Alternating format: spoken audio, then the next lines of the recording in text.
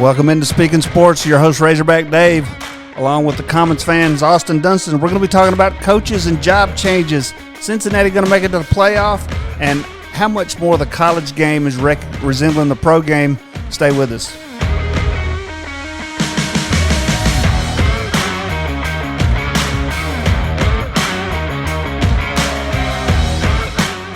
All right, welcome into the AvCare RNS studios, brought to you by KRTRelief.com. I am your host, Razorback Dave, and bring to the microphones the common fan from the beautiful Ozark Mountains of Fayetteville, Arkansas. What's going on in Fayetteville today, B-boy? Oh, well, it's been raining for like the last 26 hours. It's not going to stop till tomorrow. So it's about to start getting cold. Leaves are starting to change. It's about that time of the year. Yeah, we started getting that rain you've got about sometime this morning. It was sometime between the time I got up and the time I got out of the shower, because the dogs went from dry to really wet. Yeah, it's a lot of rain too. It's going to rain for a while, I'm sure. Well, thanks for taking some time out of your schedule. I know you got classes today, but so there's job openings in college football. LSU's going to be open. USC is going to be open. There's probably going to be a couple more casualties of the season before the year's over. And, of course, every time there's always a handful of coaches whose names come up when a job comes open. For instance, Lane Kiffin's name is always mentioned. You know, there's talk about him at USC again, although I don't think he'd make that move to try that again. He might, but you never know. But they've mentioned him at LSU. And typically coaches use these opportunities to get raises because they really don't want to go anywhere else. But if they can get more money out of the deal to stay, they'll do it. And then, you know, their agents, especially when it's Jimmy Sexton, that's kind of his deal. But this morning they're playing sound bites from James Franklin at Penn State where he really didn't say. I listened to it and I didn't really glean anything out of it. I think maybe they're just sensationalizing it a little bit. When he asked about the USC job, would he be interested in taking it? He didn't really say anything. He said a lot without saying anything. A lot of it was coach speak. It was a little bit cryptic. I don't have it to play for you, but not so much addressed at him, but what should a coach do? I mean, we go back to when Nick Saban was at the Miami Dolphins and the Alabama job came open, and he just flat out lied to everybody. I will not be the next head coach at the University of Alabama. And 3 weeks later, he was the next head coach at the University of Alabama. Yeah, well, should you do that? I saw the video on James Franklin, what you're talking about, but I tuned out within the first 10 seconds he started talking because I know it's all smoke and mirrors. Nothing that these guys say is going to be 100% truthful either way. So, and it's a really tough subject because on one hand, you don't want them to just lie to you and give you false hope that they're going to be there for their entire career, which is essentially what they're doing. But on the other hand, you don't want them to just come out and say, yeah, I'm leaving, because what if he doesn't? What if it doesn't work out? I mean, we've seen things in the past, especially here at the University of Arkansas, where things look like a done deal. Somebody's getting on a plane and then they decide, oh, you know what? I'm not actually going to do this. So then he looks like a liar that way. So I think it's one of those situations where you're kind of damned if you do, damned if you don't. Is there a happy medium? I mean, I think the best way to do it is just be as honest as possible without giving a definitive answer, which is honestly horrible. It's literally what they all do. It's smoke and mirrors. But there's no point for reporters to ask the questions because you're not going to get the answer that you want to hear. Okay, if you were in PR or an agent for a coach, how would you advise the coach to respond?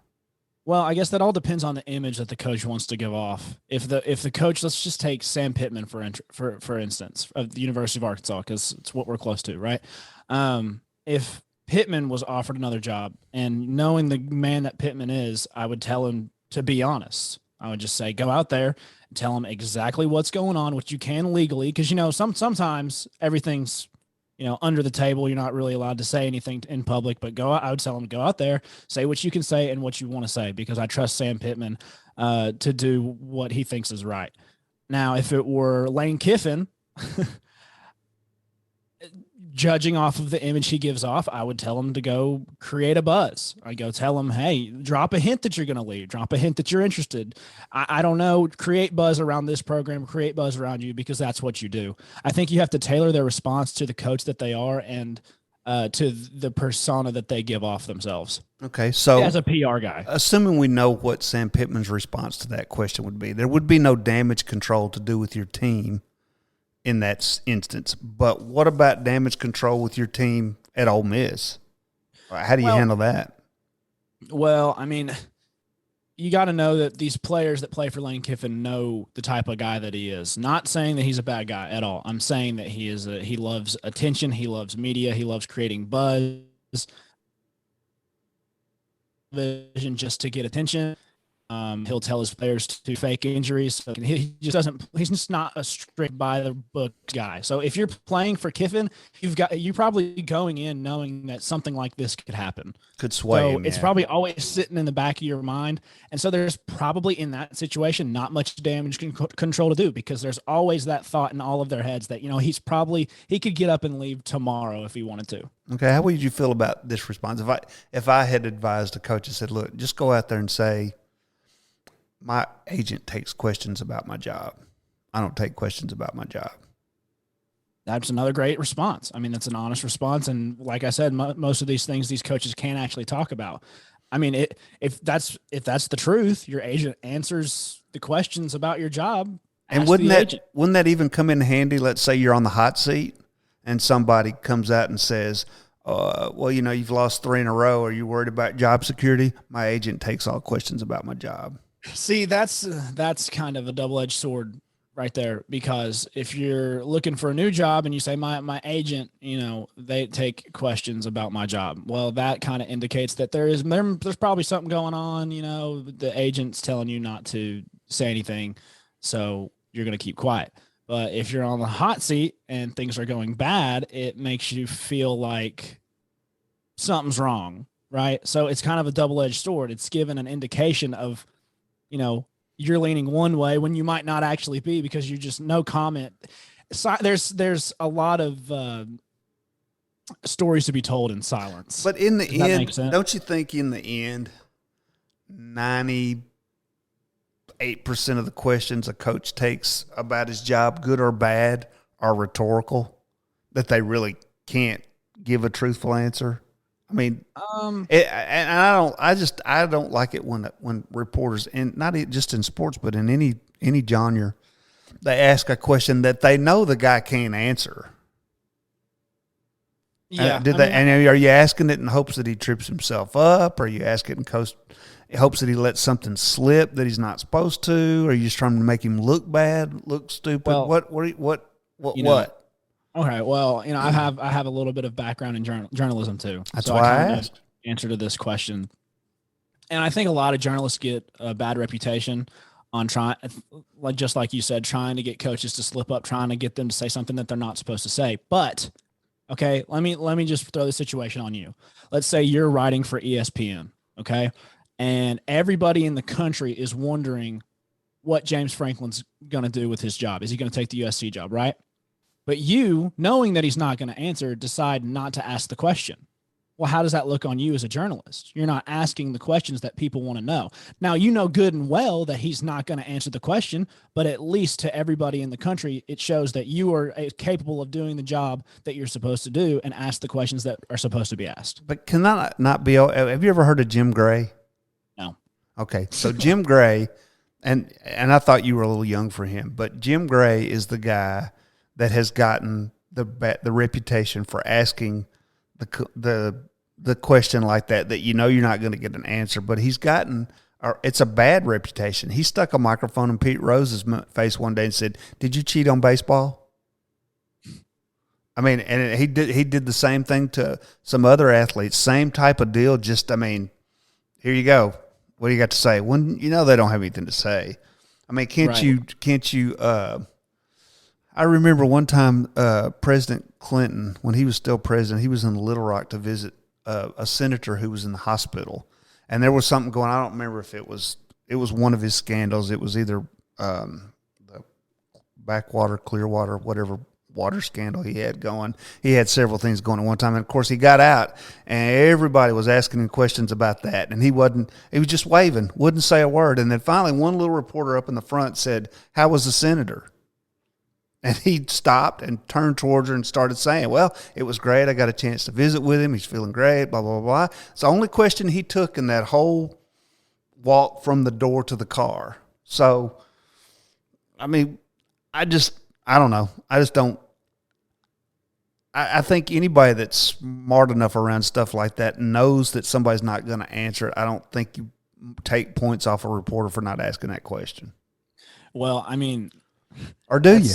I mean, you have to. I mean, because everybody, like you said, I mean, he's going to answer questions that he wants to answer, and that's how it's going to be. And some people might want to know, how the senator is, and that's a good question. Somebody should have asked that. Well, but only one person walked away from there with a soundbite, I guess. Exactly. Is my point is that. Well, that's not true, because the rest of them walked away with the soundbite of silence, which I just said a while ago. There's a lot of stories to be told in silence. Maybe. So the journalism is it's a really hard job. It's tough because there's a difference. There's also a difference between asking somebody about how comfortable they are in their job when somebody's on the hot seat and asking about, did you rob this bank or something, some weird scandal that's up. Right. Yeah. And there's the good journalists know what questions to ask, what answers to expect, and what to stay away from. And so I think those journalists that can kind of balance that out, at least in sports journalism, those are probably the ones that'll be most trustworthy and have a long tenure in the position. Okay, I'm going to shift gears on you just a little bit, staying in college football. Cincinnati to the playoff. Aren't they sitting number 2 right now in the rankings? If they go undefeated, are they in? Regardless of what happens with the other schools that are up there, if they can go undefeated, are they in? Yeah, I mean, that's pretty much how it is for most teams in the country. If they go undefeated, they're probably going to be in the playoff unless you're UCF. But I mean, we're looking at Cincinnati, who started off with pretty decent ranking. They've beaten Notre Dame, who, despite what we think of Notre Dame, they're usually up there in the national contention. Now they've had some close calls. But at the end of the day, if they're undefeated, they're undefeated, and they probably deserve a spot in that playoff. Now, here's the thing: is an undefeated Cincinnati team better than, a 11-1 Alabama? If it comes down for some reason, if they're 4-5, I guess you have to put in Cincinnati. But I don't know if that's the trade you make. If Alabama finishes 11-1, that means they beat Georgia in the SEC championship game. They win the conference. They take Georgia's spot in the top 4. And 11-1 Georgia. No, I would. Well, so you'd put Cincinnati, undefeated Cincinnati, with wins over Army, and whoever. Are you putting the 4 in that should be there? Are you putting the 4 in that deserve to be there? And there's a difference. What's the difference? Well, the difference is like a team like Georgia, perhaps they should not have lost to an unranked team. Cincinnati beat Notre Dame was ranked when Cincinnati beat them. In this scenario that we're talking about, we said that Georgia just lost to Alabama, who's not an unranked team. Right. But so you said that. But I still don't. Well, in that scenario though, if Cincinnati's still undefeated, Oklahoma is still undefeated. I mean, we're playing semantics here, but Michigan State plays this weekend. One of those teams is going to come out of that undefeated. And then you got to figure if one of those teams beats Ohio State in the Big Ten championship game and is undefeated, they're in. So therein lies, do you put 2 SEC teams in with Oklahoma and the Big Ten champion, or do you put the SEC champion in, Cincinnati, Big Ten, and Big 12 champion?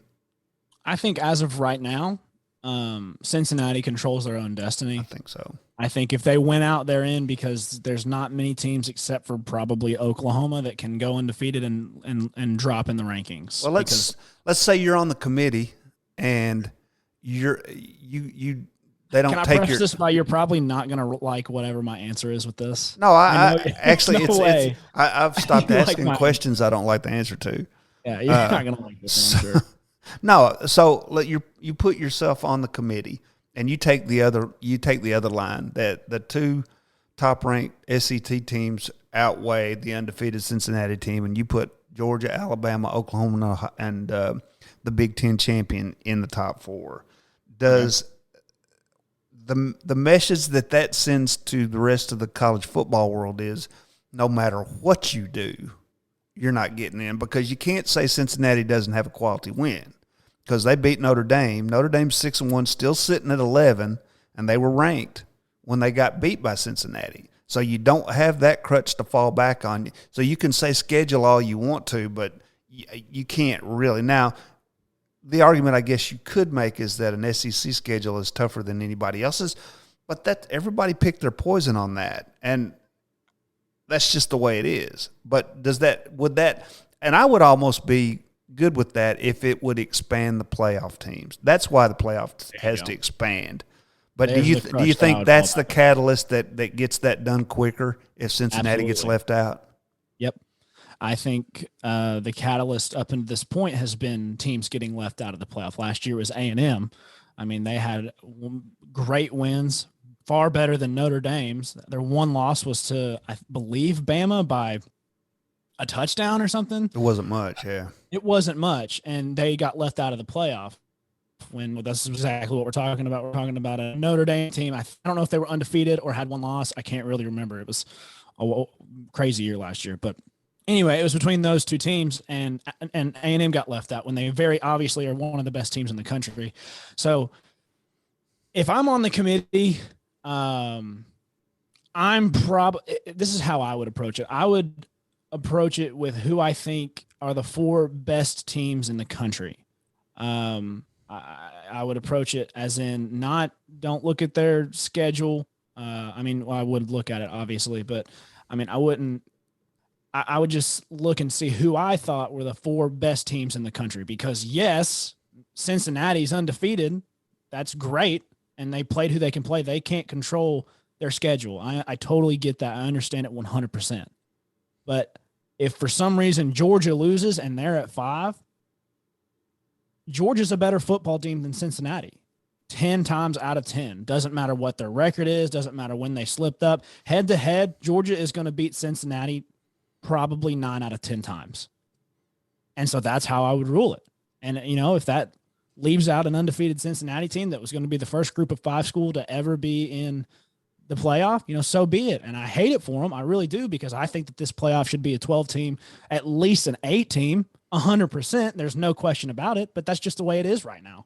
I also don't think it's fair to leave a team that was obviously by far and away the best team in the country all season out just because this team that has competed against lesser competition, barely scraped by in some of those games, and has one quote unquote quality win against a bad Notre Dame team, to put them in. I would hate that. And I don't think that's fair. I don't think it's what should happen.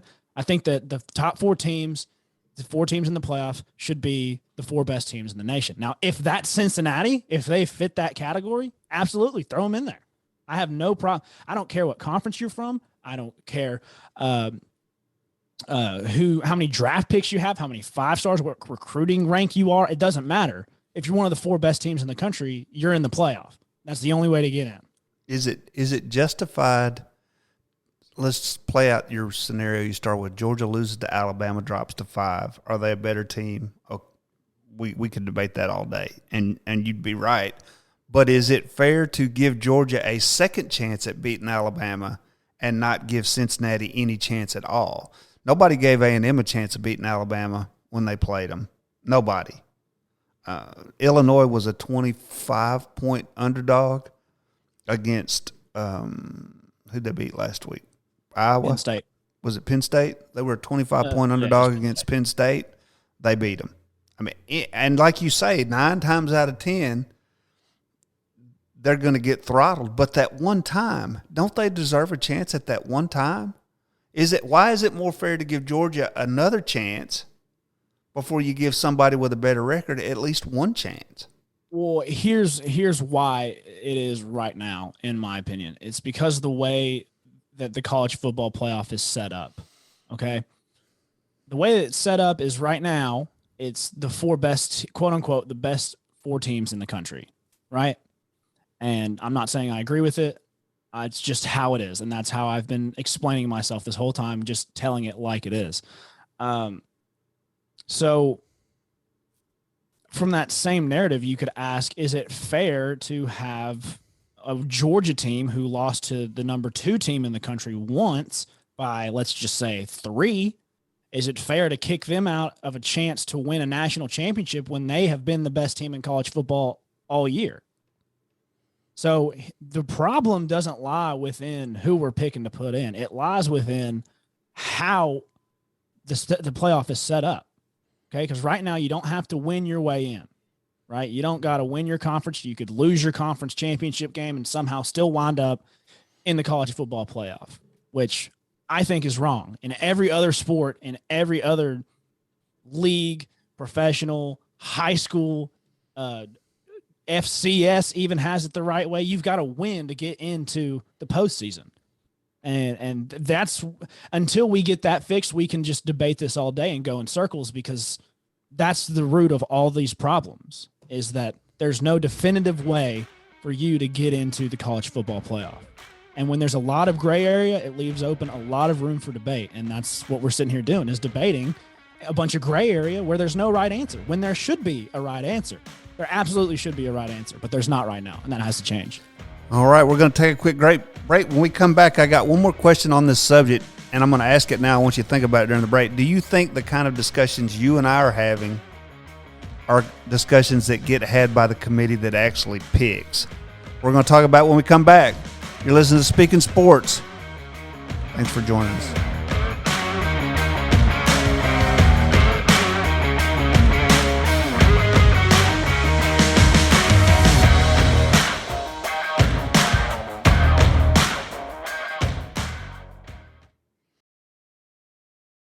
All right, everyone from athletes to weekend warriors sometimes catch a cramp when they're competing or working out. When you need relief fast, you want to reach for KRT Relief Cream. Just rub a little where it hurts, and KRT's patented technology works quickly to calm the nerves that are causing the cramps. KRT comes in cream or gel and works great for everyone. So go to krtrelief.com and enter promo code SNS20. That's SNS20 to receive 20% off your first KRT order. That's www.krtrelief.com.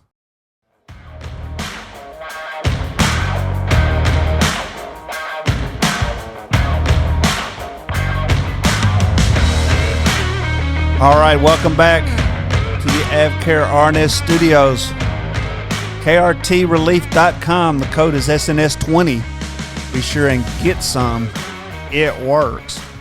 So, Austin, when we were at the end of it, we were having our own discussion about who should be in, who should be out. Do you think the kinds of things we were talking about are getting discussed in that meeting, or do you think they all bop in knowing what they want to do before they get there? They make it take a long, like a jury. They've already decided if it's guilty or not guilty. They just go in, take a vote, and walk out. I mean, they know what they want to do. Do they discuss it to make it look good, or do they really have those types of discussions, and does it matter? I mean, I don't know, because I guess a part of it, I wish I was. That would be sick. But they should be having these conversations, and I think that they are, kind of, just because the idea of a 12-team playoff has at least been presented and debated and discussed, with the chance for conferences champions to win their way into the playoff. So I would have to assume that they are being had and they are being taken seriously. But at the end of the day, we're not actually in there sitting with them, so we can't really tell if they're serious or not. But I would have to assume that they are being taken seriously, just because, if they weren't, they would have never even come public with this 12-team playoff idea and reported on it and how many people are voting for it and against it and, everything that they've come out with. And for all the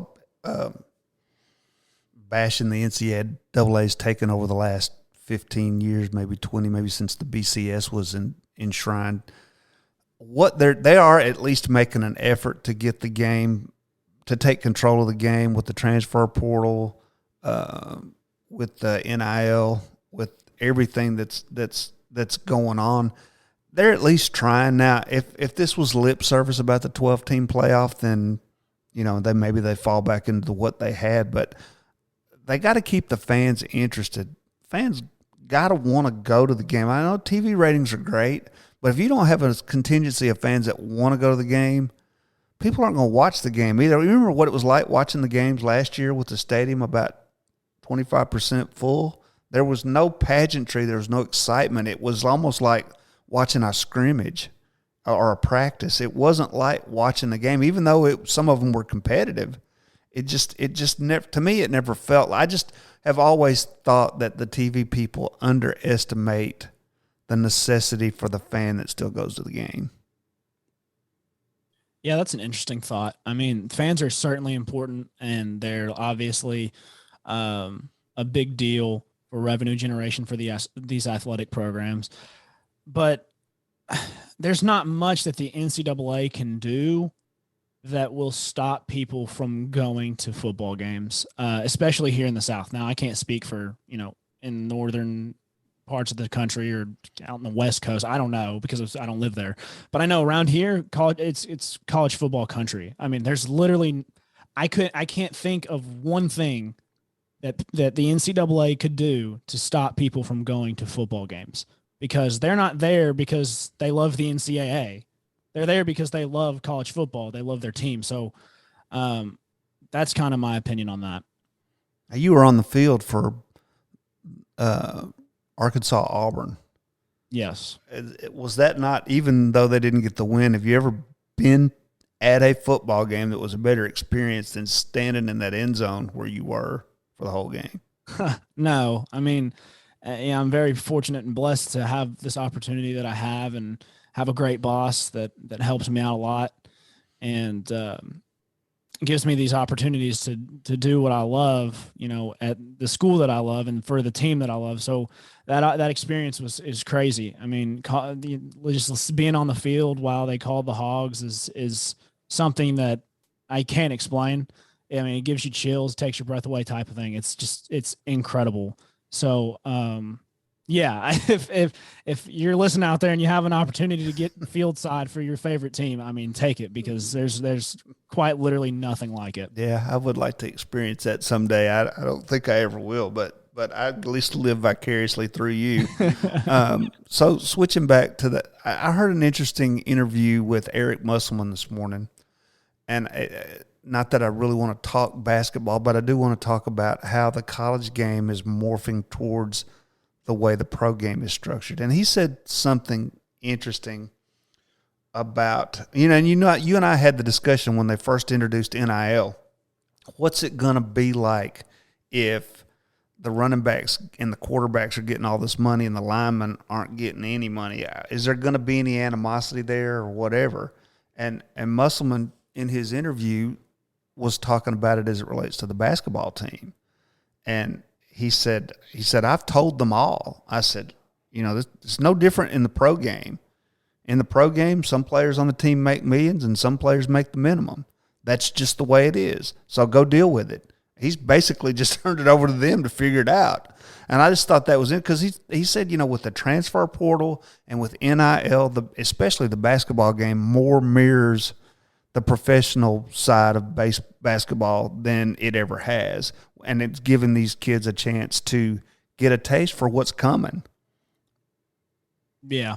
It's definitely shifting, especially in basketball, toward this pro style, because even before this year, you could go into or you come out of high school and go to the NBA, or you go to college for 1 year and go to the NBA, which is, it's kind of its own situation. I mean, you look at baseball, you have to, if you decide to go to pros out of high school, you can go. But if you go to college, you got to stay for 3 years before you can get drafted.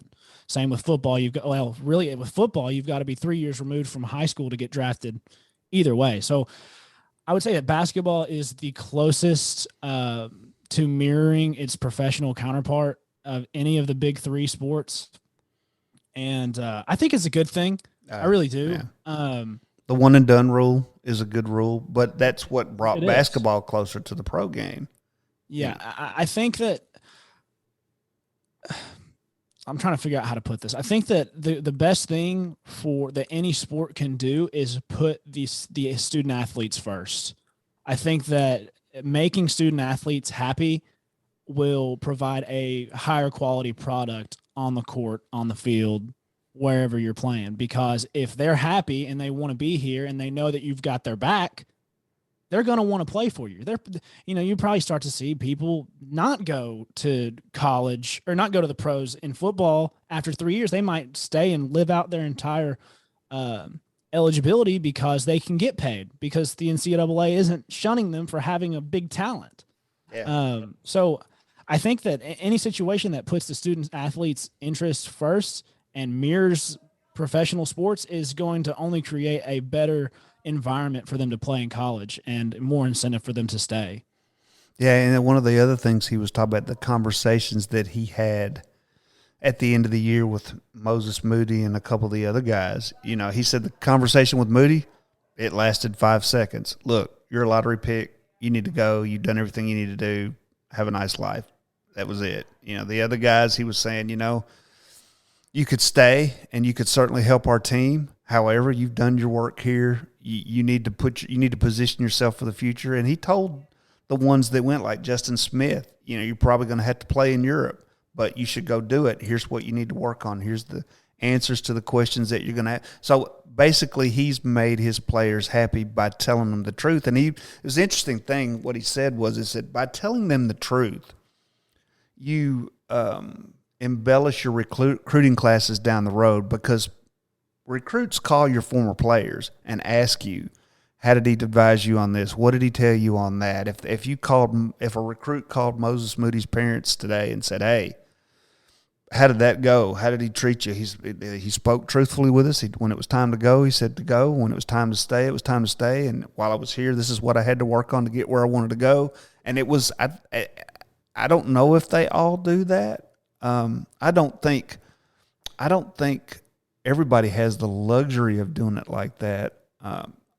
And I just say Alabama, I think they would like to think they do that, but there's a certain amount of sit and wait at Alabama that I don't think they tell everybody that up front. I think they get there and they find out how over their head they're in, and they either have to decide to wait or not. And that's where the transfer portal comes in to help schools like Cincinnati and Arkansas and Mississippi State and that, because if a guy gets to Alabama now and decides, well, I don't want to wait, I want to play now, then that you have that avenue to do that. And I just think that whole thing is really important. I just was really impressed with his answer on that and how he deals with his players.